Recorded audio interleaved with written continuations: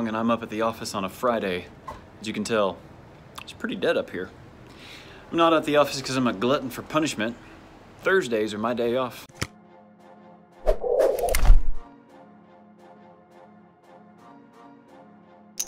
Hi, my name is Frank, and I'm a youth pastor. I know it's been a couple weeks since I've made the last video. It's been kind of crazy, a bunch of between the speaking stuff I had to do and things that had going on in my church. I had to kind of focus on that kind of stuff before I can get back with another video. But I am here with a great video for you today. So if you can, so you don't miss any other videos, so you've only had 2 videos so far, please like, subscribe, all that kind of stuff, and make sure you let someone know if this video is valuable. Please share it with someone. It will help me a ton. I want to also let you know about, there's some stuff in DYM that I think you should check out. There's a bunch of links in the description, about 5 resources I think are really great for October, as well as my podcast. I have some recent episodes that a lot of people have come back to me and said have been really helpful and useful for their ministry. So check all that stuff out, but let's get into what the video is about, the subject. You've read it. I want to talk about that. And today's question is actually a really, really good question that I wish someone answered for me way back when I was starting, because I did a really, really bad job at this. And this is the question that was sent to me. Hey Frank, I'm a full-time youth pastor of middle school and high school students. What does your weekly schedule look like? I'm required to have office hours, and a lot of the time I find myself wondering what to do by the end of the week. What do you fill your time with on a typical week? Like I said, when I first started, I thought I didn't know anything about scope and sequences. I didn't think about sermon series, any of that kind of stuff. I just literally woke up on Monday, rolled into the office, and thought to myself, what are we going to talk about this week? That's literally how it was. Every week I had a different message. I just either was doing stuff that I found myself already reading in scripture or found particularly interesting. And so my weeks were really, really crazy. Some weeks it was just me writing a sermon and doing research for a sermon all week. Other weeks I got the sermon done in an hour or 2, and so therefore I spent the entire week trying to figure out, how to make a stupid game really, really crazy and stuff like that. So I think planning out your schedule is really, really important, especially you, because you have designated office hours that you have to be in there. That's not good or bad. I'm not here to say that your church should give you more freedom or not. I think that if that is the rules that you have at your church, then you do have to be more intentional of, if I have to be in the office, what do I have to do, right? And so before I give you some of my tips and also talk about what I do every single week, I want to throw it over to Ronald Long, a good buddy of mine out in Texas. He has actually wrote a blog article about what he did all week on the DYM site.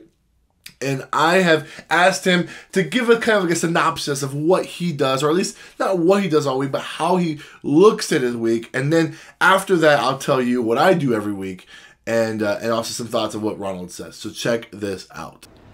Hey everybody, my name is Ronald Long, and I'm up at the office on a Friday. As you can tell, it's pretty dead up here. I'm not at the office because I'm a glutton for punishment. Thursdays are my day off. Because I'm at the office on a Friday when literally no one else is, I get a lot of stuff done. Now here's the deal. I wrote a blog post for DYM about what I do all day. And the main thing is I wanted to say that I do a lot, but I also have to keep track of it. I have not been very good at time management, and so I'm trying to get better. So here's kind of the rhythm that I've got that has been helpful for me. I make a checklist at the beginning of my week. Now maybe that's Sunday or maybe it's Monday morning, but I put down the really important stuff that I'm going to be doing and try to include the future stuff that needs to get done as well.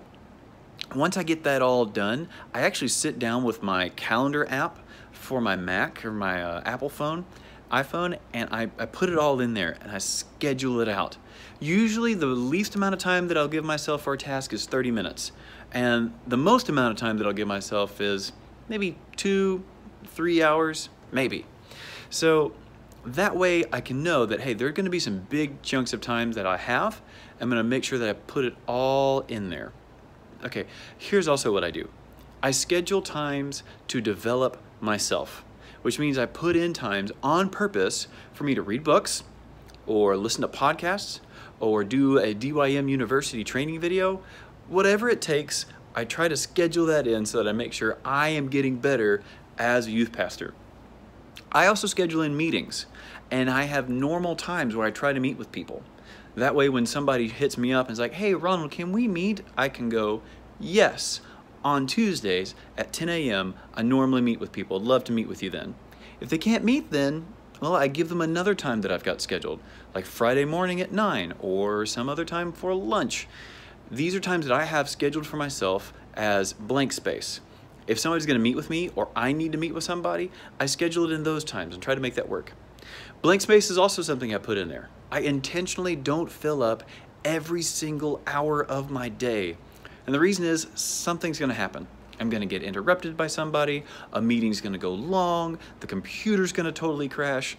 I do something that helps me plan out my time and give me a little wiggle room and a little grace if I can't figure out ProPresenter for a little bit. And the last thing I do is when I'm leaving for the day, like maybe the last 30 minutes of the day, I plan the next day. If I didn't get a task done or if I wasn't able to make everything work the way that I wanted to, I adjust my schedule for tomorrow to say, okay, this is what needs to happen, this is where I need to be, and so that way I can keep control of my week. It's Friday. Here in a little bit, I'm gonna walk out the door and I'm gonna head on home. And I got done most of the stuff that I needed to do this week. There's still some things that are gonna happen, but that's okay. I'll just put them on my to-do list for next week.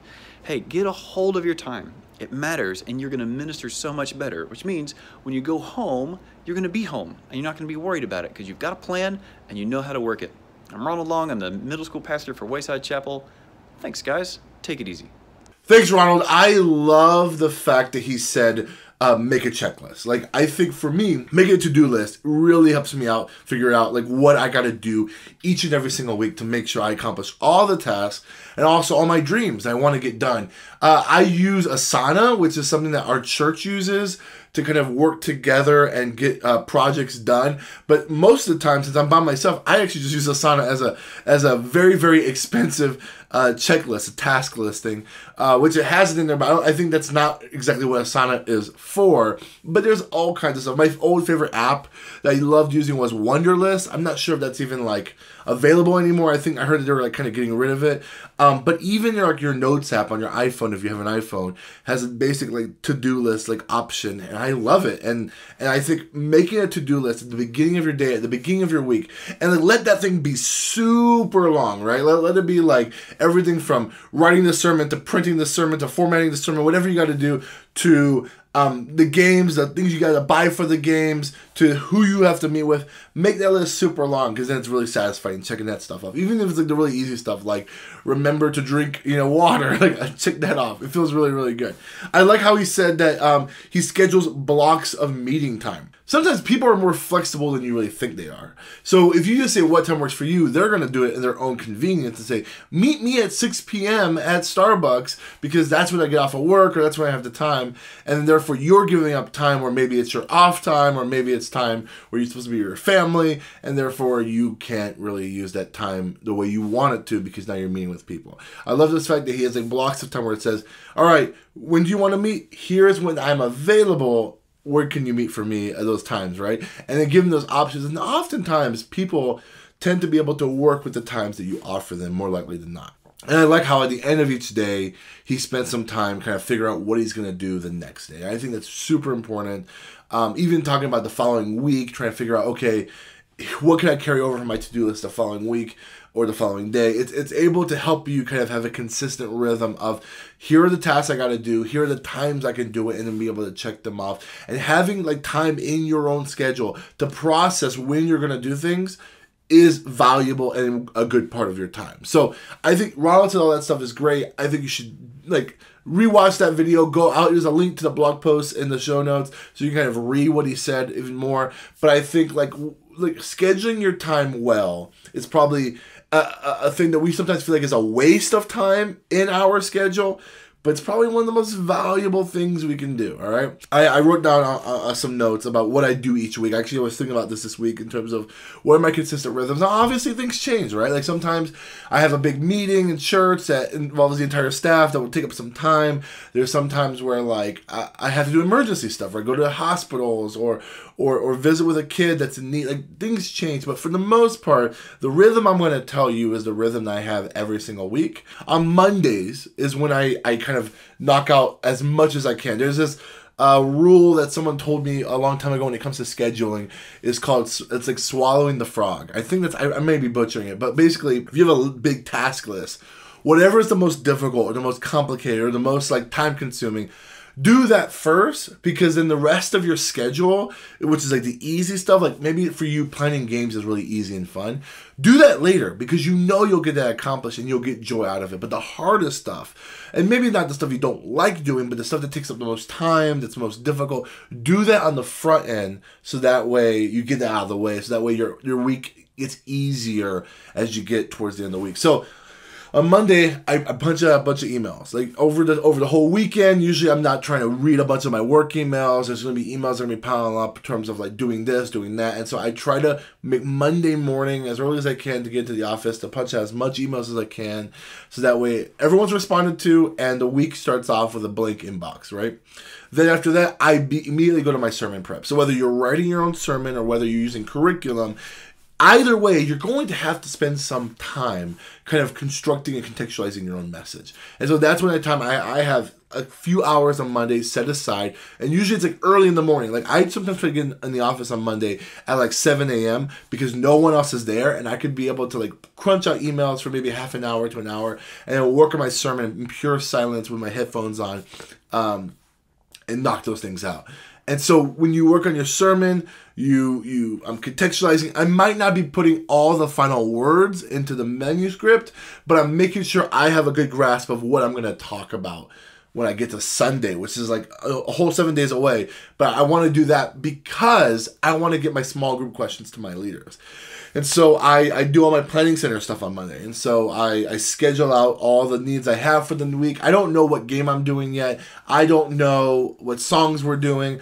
All I know is that I have an idea of what my messages are, and I want to know who's going to be there this following Sunday, so that way I have the week as people are accepting planning center requests to figure out, okay, I need to rearrange some stuff on Thursday or whatever I need to do. And also, when I start thinking about the games, which is one of the last things I do, I have a concept of like, who's here and who's not here to get whatever I need to get accomplished. So I make my planning center stuff done. I send that out usually before noon. And when I send out my planning center stuff, hopefully I also have my sermon, at least I know what I'm going to talk about done, so I can send out small group questions. And again, if you're using curriculum that already has small group questions, or you're making your own, for the most part, I want to have an idea of what all that stuff is done on Monday. So all my leaders have a full week to kind of ingest this and figure out what's going to happen. And so I get a nice little MailChimp email from my leaders so they can see the questions and they can see what we plan for the week and kind of where we're going with the message.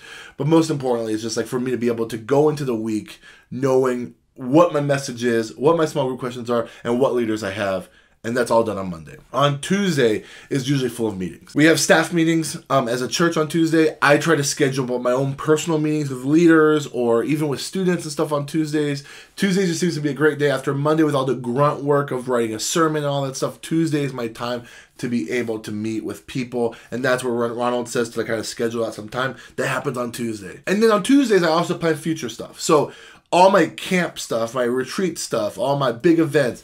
Tuesday's the time where I spend time doing research. Tuesday's the time I spend kind of making phone calls and talking to people and planning out stuff. So if I'm working on a magazine for camp, I'm designing it on Tuesday. If I'm scheduling out what camp looks like, that's happening on Tuesday. If I'm going on Amazon to purchase stuff for an event, that's usually happening on a Tuesday because I spend time on Tuesday. If I'm not in meetings, I'm just picturing future events, future stuff. It's also times where on Tuesdays is where I plan like future series, and like so I start scheduling out, you know, the spring is usually going to be on a Tuesday because Tuesday is designated for meetings and what I call future stuff that's like not important right now, but I want to start getting ahead of it and at least doing research for it. That's what happens on Tuesdays. Wednesdays, again, I start off the morning with emails, so I might not respond to a bunch of emails on Tuesdays besides the emails I'm sending out for future stuff, but on Wednesdays I'm responding to more emails from staff and from other people. Now, obviously, if there's some urgent emails that's happened earlier, I respond to it. But like, I try to do a good job of designating in my mind, is this an urgent email or is this someone that just wants me to respond to them to answer a question that can wait till Wednesday? That's how I designate those things. And so I send my emails on Wednesday. I do some more sermon writing and I do some more work on kind of putting my more like meat on the sermon, putting more illustrations. This is where I would probably look for more YouTube and like, you know, other media stuff to make my sermon even better, that kind of stuff. And then I might have some more meetings still. You know, there might be a couple more meetings with leaders where they couldn't meet on Tuesday. So I'll have some scheduled meetings maybe on Wednesday afternoon, because by then my sermon should be mostly done. If not, it's pretty close to done. And then Thursday is final prep day. Like printing stuff, I'm picking the games, I'm making sure that everything is in its right place. I'm doing the final designs on the youth sheets that they have to write out. I have to make worship lyrics or sermon slides. All that stuff happens on Thursday. So basically, when I walk in on Sunday afternoon after the service is over, I'm just kind of putting things in place. I'm not actually creating anything. Also, Wednesday nights is sometimes a night where I go to FCA every week. It's been this thing I've been doing, where I go to FCA and I like help them just a little. I'm just there to be like a leader, and it's pretty cool. And it's just my way of doing campus, like on campus stuff with a Christian organization. It's pretty cool in a high school nearby, and I'm just serving them. And so that happens on Wednesday nights. But on Thursday nights, sometimes I do go to like a volleyball game. In fact, last Thursday I went to a freshman football game, which was pretty bad because they were terrible. But that's the kind of stuff I do. Sometimes on the evenings, if there are some sports, I'll kind of open myself up to do some of those things. Friday and Saturday are days off. They're like my Friday's my day off, my Saturday's day off. But obviously, those are sometimes where there's going to be an event, where we have a youth event on a Friday evening, a sports game I'll have to go to, or sometimes when a sports game, I'm like old, or I will do our Christmas parties for our leaders, or maybe even sometimes there's like trainings that we do on a Friday and Saturday. So those are sporadic. I try to not do a ton on Friday and Saturday unless it's very personal and like just fun for me. But sometimes there are events that have to be scheduled on Fridays and Saturdays. But I try to protect those. Those are my Sabbath. But also, those are the weeks, those are the days I do DYM stuff. And then Sunday, I am packed. I'm busy from the time I get into the church, probably around like 7:30, 8 a.m., and I don't leave that building until about 9 p.m. And the reason why is I have 2 services I have to be present for, and then from the time the service gets out to the time youth groups, to the time the band gets there at 4 o'clock, I am getting stuff ready. I'm getting the stage ready. I am making sure all the stuff that is printed. If there's anything I forgot during the week, like maybe over the weekend I thought, oh, this would be a cool idea to add, I have to do it in that 4-hour block. And that 4 hours goes quick. Very rarely will I have nothing in that 4-hour block and I'll just like take a nap or something in my office. Legitimately, I've done that like 2 or 3 times where I'm like, oh, I did everything well on Thursday and I really don't have to do anything anymore until the band comes in. So I'll like snooze for about an hour, and those are really good days because then I'm like refreshed for my service. And I'm not out of there till like 9 o'clock because our service ends around 8:30. And usually kids get picked up sometimes a little late till about 8:45. But yeah, that's my entire week. And so one thing that you said that I think whoever wrote this that said that like I wanted to make sure I answer is, they said, you know, when I get to the end of the week, I feel like I don't know what to do. Find people to meet with at your office. I think that would hopefully count as office hours. So find people to meet with at your office. Be like, hey, I don't know what I'm doing by Thursday or Friday. Like, I feel like I'm just empty. Like, I did everything. I'm so efficient. I'm doing everything, done in the beginning. Find someone to meet with. And if you can't find people to meet with, spend that time developing yourself. Like, spend that time literally reading some youth ministry books, doing DYM University maybe, or even doing some stuff that's like good for your soul. Like, spend some time saying like, I'm going to read for an hour on this stuff to make myself a better youth pastor, or even better in my walk with Jesus. Like, be intentional with that time. Obviously, make sure you get everything done. Like, don't like hear me and say this. Like, I don't have to read anything. I don't have to do anything. I'm going to skip work and read about my Enneagram. No, I'm not saying that. What I'm saying is get everything done. And if you really have that much time left and you have to be in your office, meet with people, improve yourself, do DYM University, do some kind of trainings, read some books, and then if you like say like, okay, I still have like 5 hours, then make your ministry better. Like, this is one thing that like I love to. If I have time to just sit and think about what I can do to make my ministry better, that's when I'm like, I'm going to relook at my leader handbook and see if I can make it better.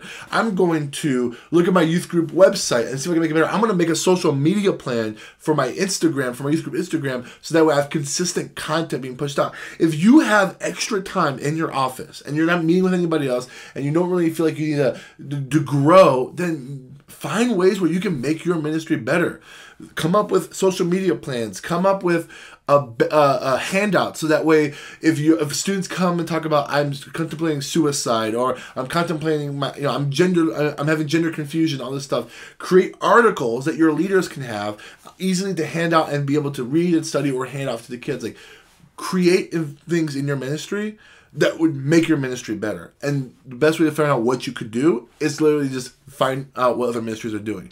I go over to Saddleback and I steal all their papers, and I'm like, oh man, I'm going to try to make versions of this in my own ministry. Have I done it? No. But if I have a ton of time, I may go in my box of dreams and look, I'm like, oh yeah, Saddleback did this thing where they had this like big folder for their volunteer leaders that had a bunch of articles for different situations that they could face.